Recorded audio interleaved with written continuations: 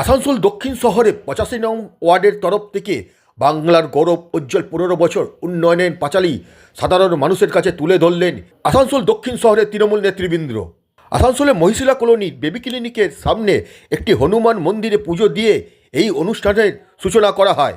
মিছিল করে এবং 85 নং ওয়ার্ডের 4টি জায়গায় পথসভা করে বাংলায় উন্নয়নের পাঁচালী সাধারণ মানুষের কাছে তুলে ধরেন আসানসোল দক্ষিণ শহরের তৃণমূল নেতৃবৃন্দ। আমরা 3 তারিখ থেকে আসানসোল দক্ষিণে ঘুরছি, বিভিন্ন ওয়ার্ড, বিভিন্ন পঞ্চায়েত, বিভিন্ন বুথ, পুরো সমস্ত এলাকা ঘুরে আমরা আজকে এসে পৌঁছেছি 85 নম্বর ওয়ার্ডে। এই অনুষ্ঠানে উপস্থিত ছিলেন আসানসোল দক্ষিণ শহরের সভাপতি পুণ্যেন্দু চৌধুরী, 85 নং ওয়ার্ডের কাউন্সিলর কল্যাণী রায় ও 85 নং ওয়ার্ডের সভাপতি গৌতম রায় সহ আরও অনেকে।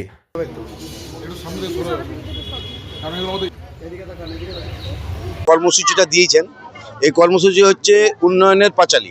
উন্নয়নের পাঁচালী মানে 15 বছরের দিদি যে উন্নয়ন করেছে পশ্চিমবাংলার মানুষের জন্য, সেইটা আমাদের প্রচারের জন্য প্রত্যেকটা ওয়ার্ডে আমাদের একটা টিম করে দিয়েছেন। সেই টিমরা আসবে, এখন আমাদের মধ্যে এখন উপস্থিত হয়ে গেছেন মহিলা প্রেসিডেন্ট ব্লকের খুশিদি, আরও আমার ব্লকের প্রেসিডেন্টরা আসছেন। ওনারা আসার পর আমরা সারাদিন ব্যাপী এই প্রচারটা করব। 4টে স্ট্রিট কর্নার করব, মিছিল করব এবং পার্টি কর্মীদের সঙ্গে বিএলএ টুদের সাথে দিদি মিটিং করবে বা ব্লকের প্রেসিডেন্টের মিটিং করবেন।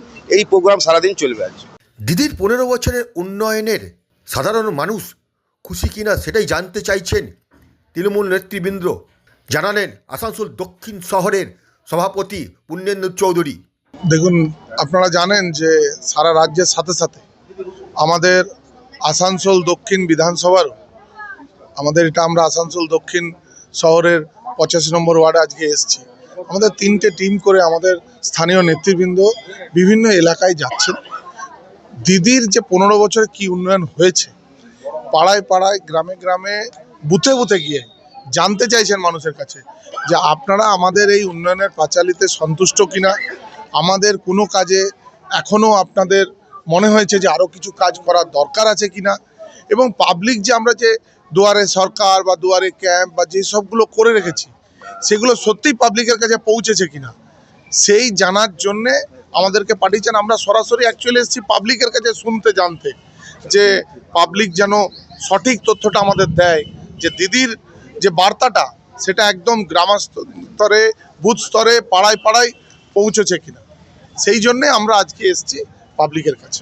সাধারণ মানুষের কাছে বাংলার উন্নয়নের বার্তা পৌঁছে দেওয়ার জন্য এই কর্মসূচি বলে জানালেন 85 নং ওয়ার্ডের কাউন্সিলর কল্যাণী রায়।